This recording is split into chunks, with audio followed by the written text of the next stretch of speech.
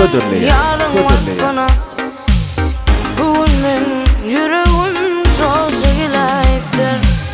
Kurban olsam gözü bilen kaşına, sevgilim gözülen kaşı geleyiptir. Ay sevgilim 17 yaşı geleyiptir. Ay sevgilim gözülen kaşı geleyiptir.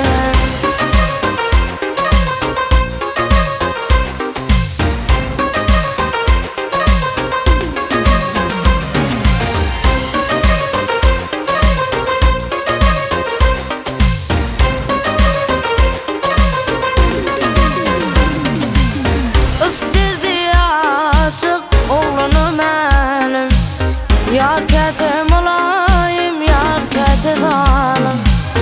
Gündüzler fikrimde gece hıyalım.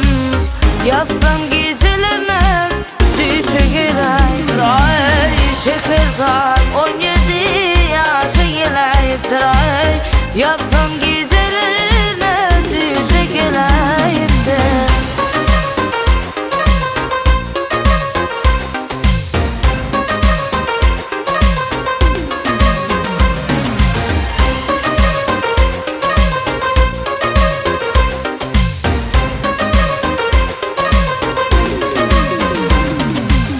Yarım bile yakıp yandırma yarım.